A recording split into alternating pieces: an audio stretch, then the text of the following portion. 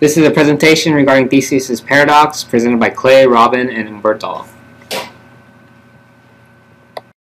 A paradox is a statement or a group of statements that lead to a contradiction or situation which, if true, defies logic or reason. Theseus Paradox. Does an object that has all its component parts replaced remain the same object?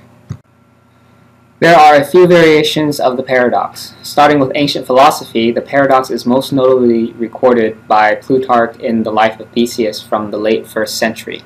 Plutarch asked whether a ship which was restored by replacing all its wooden parts remained the same ship. Plutarch thus questions whether the ship would remain the same if it were entirely replaced piece by piece. Centuries later, the philosopher Thomas Hobbes introduced a further puzzle, wondering, what would happen if the original planks were gathered up after they were replaced and used to build a second ship? Which ship, if either, is the original ship of Theseus? In the Enlightenment era, John Locke proposed a scenario regarding a favorite sock that develops a hole. He wondered whether the sock would be the same after a patch was applied to the hole. If it would be the same sock, would it still be the same sock after a second patch was applied until all the material of the original sock had been replaced with patches? George Washington's axe, sometimes referred to as my grandfather's axe, is the subject of an apocryphal story of unknown origin in which the famous artifact is still George Washington's axe, despite having had both its head and handle replaced. Modern examples. There are many examples of objects which might fall prey to Theseus' paradox. The human body constantly creates new cells as old cells die. The average age of non-bone cells in an adult body may be less than 10 years. Music ensembles. The current personnel of some contemporary bands may contain few or none of the founding members, yet continue to use the same name. The singing group The Temptations fired and replaced members with such frequency that ex-Temptations soon outnumbered the members of the original group. These men decided to form a second group, also called The Temptations. Literature. In The Wizard of Oz, by L. Frank Baum, a lumberjack's cursed axe chopped all his limbs one by one, and each time a limb was cut off, a smith made him a mechanical one, finally making him a torso and a head, thus turning him into the Tin Woodman, an entirely mechanical being, albeit possessing the consciousness of the lumberjack he once was. Conversely, in the book, The Tin Woodman of Oz, the Tin Woodsman learns that his old human body parts, minus the head, were sewn together to create a new man who then married his old sweetheart. Modern examples continue. Hurricanes. If one relates identity to actions and phenomena, identity becomes even harder to grasp, depending upon one's chosen perspective of what identifies or continues a hurricane. If a Hurricane Evan collapses at a particular location and then one forms again at or near the same location, a person may be totally consistent to either choose to call the latter mentioned hurricane the same as the former, as in Evan was reinvigorated, or choose to call the latter a new hurricane with another name. Prosthesis. Japanese manga series Ghost in the Shell cyclically returns to this paradox of a human whose body is replaced by artificial parts. Theseus Paradox bears also on the question of virtual human identity. Speculation concerning mind uploading suggests it is possible to transfer a human mind from an organic brain to the computer, incrementally and in such a way that consciousness is never interrupted, by replacing neurons one by one with electronics designed to simulate the neurons' firing patterns. Yet the result of this process is an object of entirely physical, distinct from the starting point. Depending on the underlying technological speculation, the concept of human teleportation introduces similar paradoxes. The plot of the James Blish novel, Spock Must Die, hinges on this philosophical dilemma. The issue is addressed in the episode Life Support of Deep Space Nine Star Trek series.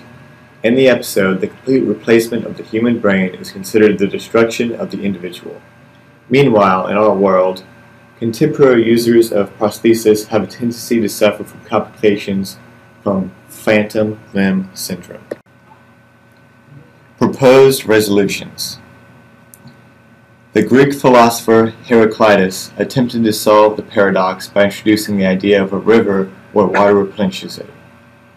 Arius Didymus quoted Heraclitus as saying, "Upon those who step into the same rivers, different and again different waters flow." Plutarch disputed Heraclitus' claim about stepping twice into the same river, citing that it cannot be done because it scatters and again comes together, and approaches and recedes. Aristotle's Four Causes. According to the philosophical system of Aristotle and his followers, there are four causes or reasons that describe a thing. These causes can be analyzed to get to a solution to the paradox. The formal cause, or form, is the design of a thing, while the material cause is the matter that the thing is made of. The what it is of a thing, according to Aristotle, is its formal cause. So the ship of Theseus is the same ship, because the formal cause or design does not change, even though the matter used to construct it may vary with time. In the same manner, for Heraclitus' paradox, a river has the same formal cause, although the material cause, the particular water in it, changes with time, and likewise for the person who steps in the water. Another of Aristotle's causes is the end or final cause, which is the intended purpose of a thing. The ship of Theseus would have the same ends, those being mythically transporting Theseus and politically convincing the Athenians that Theseus was once a living person, even though its material cause would change with time. The efficient cause is how and by whom a thing is made. For example, how artisans fabricate and assemble something. In the case of the ship of Theseus, the workers who built the ship in the first place could have used the same tools and techniques to replace the planks in the ship. Proposed resolutions continued.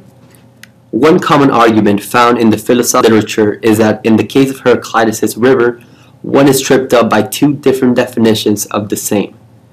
In one sense, things can be qualitatively identical by sharing some properties. In another sense, they might be numerically identical by being one. As an example, consider two different marbles that look identical. They would be qualitatively but not numerically identical. A marble can be numerically identical only to itself. Note that some languages differentiate between these two forms of identity. In German, for example, selbst, self, same, and gleich, equal, are the pertinent terms.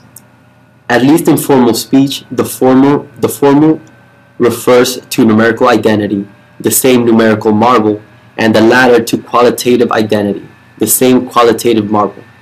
The terms are sometimes used interchangeably. Four-dimensionalism. One solution to this paradox may come from the concept of four-dimensionalism. Ted Sider and others have proposed that these problems can be solved by considering all things as four-dimensional objects. An object is a spatially extended three-dimensional thing that also extends across the fourth dimension of time. This four-dimensional object is made up of three-dimensional time slices. These are spatially extended things that exist only at individual points in time. An object is made up of a series of casually related time slices.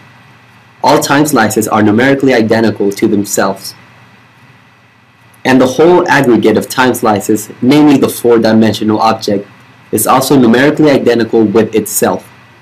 But the individual time slices can have qualities that differ from each other. The problem with the river is solved by saying that at each point in time, the river has different properties. Thus, the various three-dimensional time slices of the river have different properties from each other. But the entire aggregate of river time slices, namely the whole river as it exists across time, is identical with itself. So one can never step into the same river time slice-wise, but one can step into the same four-dimensional river twice. A seemingly difficult with this is that in spatial relativity, there is not a unique, correct way to make these slices. It is not meaningful to speak of a point in time extended in space. However, this does not prove to be a problem. Any way of slicing will do, provided that the boundary of the object changes in a fashion which can be agreed upon by observers in all reference frames. Special relativity still ensures that you can never step into the same river time slice twice, because even with the ability to shift around with which way space-time is sliced, one is still moving in a time-like fashion, which will not multiply and intersect a time slice, which is space-like. Proposed resolutions continued. Cultural differences. Understandings of this concept may differ between cultures, with anecdotal evidence indicating that it is not regarded as a paradox in Japan. In his book Last Chance to See, Douglas Adams observed, "I remember once in Japan having been to see the Gold Pavilion Temple in Kyoto and being mildly surprised at how well it had weathered the passage of time since it was first built in the 14th century. I was told it hadn't weathered well at all, and had in fact been burned to the ground twice in the century. So it isn't the original building, I had asked my Japanese guide. But yes, of course it is, he insisted, rather surprised at my question. I had to admit to myself that this was in fact a perfectly rational point of view. It started from an unexpected premise. The idea of the building, the intentions of it, its design, are all immutable and are the essence of the building. The intention of the original builders is what survives. The wood of which the design is constructed decays and it is replaced when necessary. To be overly concerned with the original materials, which are merely sentimental souvenirs of the past, is to fail to see the living building itself." This concludes our presentation. Thank you for listening.